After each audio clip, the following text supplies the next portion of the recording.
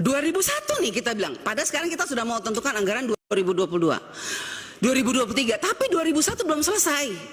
Selesaikan dulu 2021. Lolos passing grade sangat banyak, tapi dicuekin oleh daerah. Pertanyaan saya kepada Pak Menteri, Anda sebagai Menteri Pendidikan yang punya guru, tenaga honorer yang kita tahu bahwa NTT itu sangat membutuhkan tenaga guru. Persoalannya Pak Menteri kok diam aja ya? Minta maaf Pak Menteri.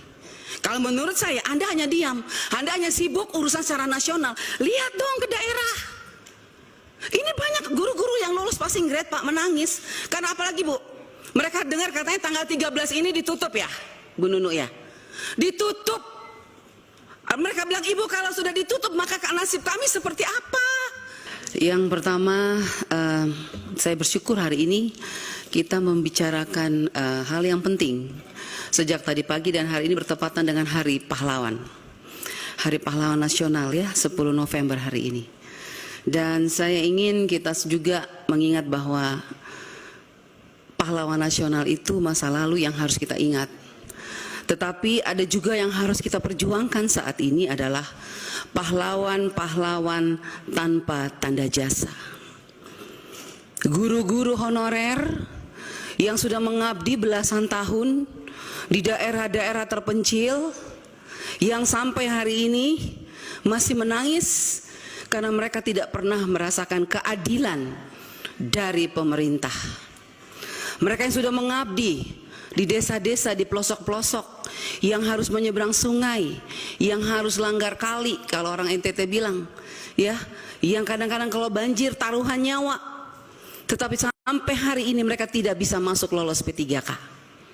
Itu yang pertama. Saya minta perhatian Pak Menteri dan seluruh jajaran untuk guru-guru yang ada di pedalaman yang sudah mengabdi belasan tahun Pak, bukan 1-2. Dan saya juga mau ngangkat di Hari Pahlawan ini, saya ingin mengingatkan bahwa pahlawan-pahlawan tanpa tanda jasa yang ada di pedalaman-pedalaman itu sampai hari ini menuntut keadilan sosial bagi seluruh rakyat Indonesia, sila kelima Pancasila. Kenapa tidak pernah diberikan kepada mereka? Bukti, ada guru-guru yang baru 1 tahun 2 tahun mengajar lolos P3K. Mereka yang sudah belasan tahun tidak pernah lolos dengan berbagai macam alasan. Oleh sebab itu saya minta Pak Menteri, mari kita coba ingat ini. Bagaimana justru mereka ini yang sudah belasan tahun ini, yang tidak pernah diperhitungkan oleh negara ini, justru mereka itu yang harusnya mendapat prioritas untuk diangkat. Apapun alasannya, kalau menurut saya mereka sudah tidak pantas lagi diukur dengan apapun karena terlalu mulia hati mereka Pak. Mereka tidak pernah berhitung-hitung dengan gaji. Tapi ketika ada P3K yang ditawarkan oleh pemerintah 1 juta, kenapa sampai hari ini mereka tidak pernah lolos? Sangat menyedihkan Pak Menteri. Yang kedua, seperti kami daerah 3T, bahkan semua daerah 3T, khususnya NTT, kami ini kenyataannya tuh Pak, betul-betul kekurangan guru. Kurang guru kami. Tetapi kami kenapa dibatasi? Kenapa banyak sekali yang tidak lolos? Ada formasi dari kepala daerah, tapi yang datang, saya sudah kemarin reses ke beberapa kabupaten, kepala daerah mengatakan kami mintanya lain, formasinya lain, diberikan oleh pusat lain Bu Anita. Contoh, di Timur Tengah Selatan, banyak sekali mayoritas kami Kristen Pak. Formasinya guru Kristen, tapi yang dikasih guru agama Islam. Akhirnya guru itu tidak diberi jam pelajaran, 0 pelajaran, tidak dibayar. Tetapi dana daunya sudah dihitung masuk ke APBD. Akhirnya anggaran itu saya tanya, dipakai untuk apa Pak Bupati? Ya begitulah Bu Anita. Nah ini makanya saya minta Inspektorat Jenderal, Pak Menteri tolong Ibu, mana Ibu? Inspektorat Jenderal mana Ibu? Ini kita tolong lihat deh ya. Ini ada beberapa daerah yang dana daunya sudah ditransfer. Bu Sekjen, Pak Menteri, saya masih bicara. Jadi ada beberapa daerah yang dana daunya itu sudah ditransfer ke APBD dan sudah jelas angkanya itu saya lihat untuk P3K, tetapi tidak diangkat oleh Pemdanya. Formasinya ditutup sampai hari ini. Contoh di Kabupaten Kupang, Nusa Tenggara Timur, Kota Kupang di Nusa Tenggara Timur, Pak. Kota Kupang ibu kota provinsi saja. 400 tenaga P3K yang kategori 1 itu, yang P1 itu. 2021, Pak. Sampai hari ini sudah terima SK tapi tidak diangkat. Saya mau tanya, Pak. Ini mana Ibu Nunu? Setelah SK, sebelum SK ada nomor induk katanya. Setelah itu SK, harusnya kan mereka diangkat. Tapi sampai hari ini, Bu, mereka tidak diangkat. Dan saya lihat, saya ikutin terus perkembangannya. Kenapa tidak diangkat? Uangnya sudah ada. Bahkan sekarang 2023 ditambah lagi anggarannya. Saya bingung ini. Ini prinsip penganggaran P3K yang ditransfer dari Menteri Keuangan ke daerah tuh pakai prinsip yang mana ya? SK dulu baru ditransfer uangnya, artinya kalau sudah ada SK berarti mereka harus diangkat. Tapi kok ini sudah ada SK alasannya NIK, padahal NIK itu dasar pembuatan SK. Ini pemerintah daerah bolak-balik ini. Saya minta tolong nanti Ibu Inspektur Jenderal, kita apabila perlu Menteri dan Bu Nunu, kalau tadi saya senang sekali Bu Nunu bilang ada kenaikan 42% setelah rakor. Coba Bu, sekarang saya ajak nih kementerian kita rakor di daerah. Ya, jadi jangan hanya kementerian rakor dengan para bupati, gubernur di daerah selesai. Guru-guru honorer tidak tahu di bawah. Saya mengajak, Pak, mari Bapak Ibu yang ngurusin P3K, kita rakor di daerah.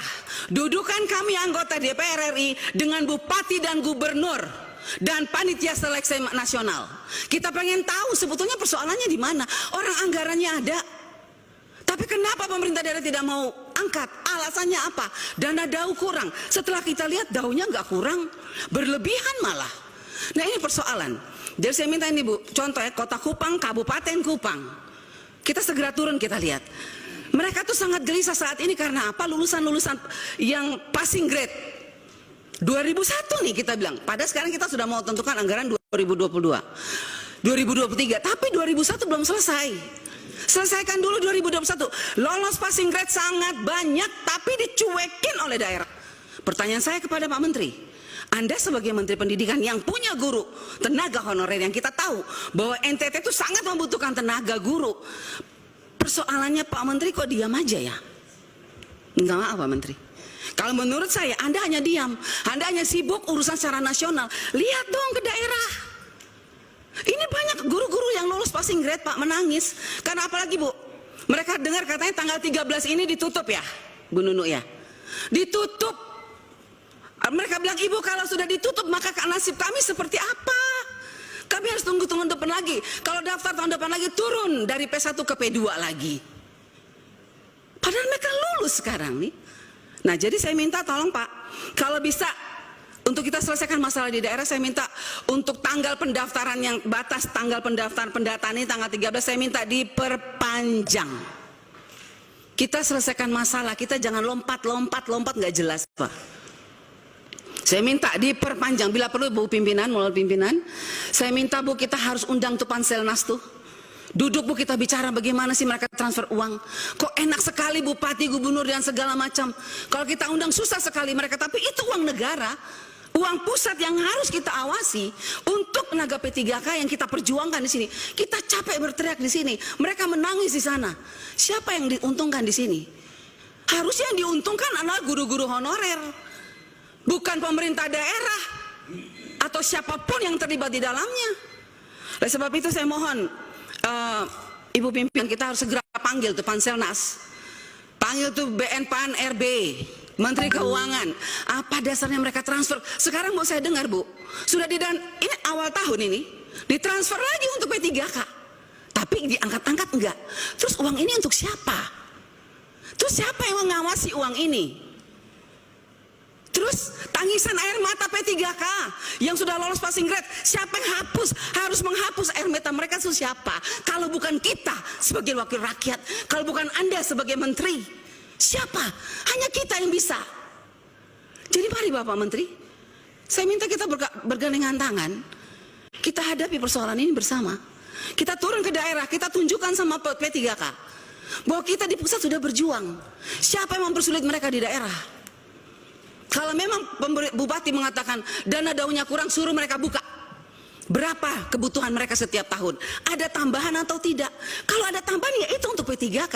Apalagi sekarang P3K untuk 2023 dananya dikunci. Walaupun kuncinya terlambat. Karena 2021 itu tidak terkunci. Ini penting Bapak Ibu. Jadi sebetulnya yang kita ngomong dari tadi ini persoalan sudah ada Bu. Uangnya sudah ada di daerah. Cuman persoalannya kepala daerah tidak mau angkat. Alasannya dana daur kurang. Coba hitung, saya sudah hitung. Kota Kupang ada kelebihan, Kabupaten Kupang ada kelebihan, tapi bupatinya tidak mau. Nah ini, jadi saya bilang gimana? Kita harus sama-sama. Dan saya minta Pak Menteri menjadi fokus Pak Menteri untuk menyelesaikan ini supaya Bapak juga jangan terlalu beban bahwa memang kesalahan bukan hanya pada pusat. Di daerah juga ada, mari kita selesaikan bersama. Makanya saya usul rakor di daerah, ajak kami anggota DPR RI. Biar jelas, clear. Bila perlu dudukin itu DPR Provinsi, DPRD Kabupaten. Supaya mereka tahu ini uang APBN yang berubah jadi APBD. Yang tidak bisa mereka pakai seenaknya. Khusus untuk P3K. Yang saya dengar, banyak permainan di daerah sekarang. Itu dana P3K dimainkan oleh mereka. Makanya saya kadang-kadang saya bikin, kalau perlu kita pakai. Minta KPK aja periksa kalau begini caranya. Sakit hati kita nih, kasihan guru-guru itu. Oke lanjut, itu untuk ini Pak ya, P3K. Mengenai ada Pak, ada juga terkait asesmen tadi Pak, daerah NTT Pak. Kami masih kurang jaringan, susah. Bagaimana asesmen dilakukan di UNBK? Banyak daerah sekolah-sekolah yang berteriak tidak memiliki komputer tapi dikirim laptop. Ada daerah yang akses internetnya lancar, laptopnya tidak ada. Saya ada bukti Pak. Laptopnya itu ditumpukin setinggi gunung tapi nggak dipakai. Karena nggak ada akses internetnya. Itu seperti apa itu? Coba ya seperti apa itu? Seperti itu pertanggungjawabannya. Dirjen Didasmen. Menit ya Bu ya, saya tambah 1 menit. Makasih Bu. Dirjen Didasmen, NTT masih tinggi Pak buta hurufnya Pak. Saya kasih contoh di Sumba Barat, Kepulauan Sumba, Sumba Timur, Sumba Barat, Sumba Barat Daya, Sumba Tengah.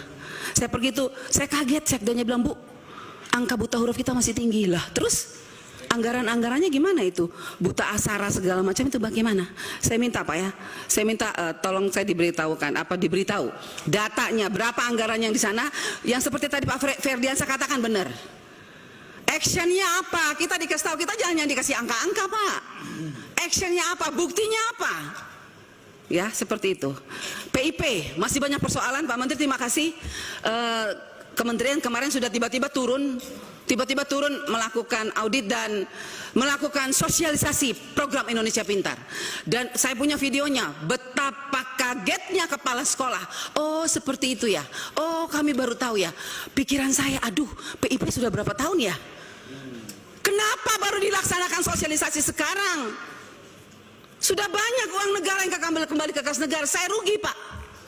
NTT masih kembali 4 miliar dan sekarang akan kembali ditarik 5 miliar hanya karena ketidaktahuan kepala sekolah mengenai program ini. Tapi saya bersyukur walaupun terlambat, terima kasih kementerian kemarin sudah melakukan sosialisasi. Dan terima kasih juga untuk Ibu Irjen sudah menurunkan auditor ke NTT hampir 80 orang, semoga semuanya diaudit. Dan rajin-rajinlah turun Bu Irjen, turunkan anak buah Ibu Irjen untuk melakukan audit supaya jelas tahu segalanya. Sudah kok. Terakhir Pak Pimpinan, tunjangan khusus Pak untuk daerah terpencil masih belum cair sampai saat ini. Tunjangan khusus daerah terpencil, tunjangan khusus daerah terbelakang, tunjangan khusus apa tuh namanya, apa tuh dikatakan biasanya apa sih? Khusus untuk guru-guru yang di daerah perbatasan itu Pak.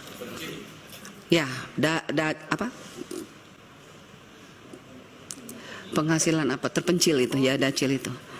Dan terakhir Bu, saya berharap kita bisa panggil yang saya bilang tadi Bu, kita panggil Panselnas dan Menteri Keuangan Pan RB dan Ibu Pak Menteri dan Ibu Nunu. Saya undang kita segera rakor Bu. Saya usulkan rakor di Kota Kupang dulu, di kabupaten terus kita terus ke sana supaya selesai masalahnya. Terima kasih pimpinan.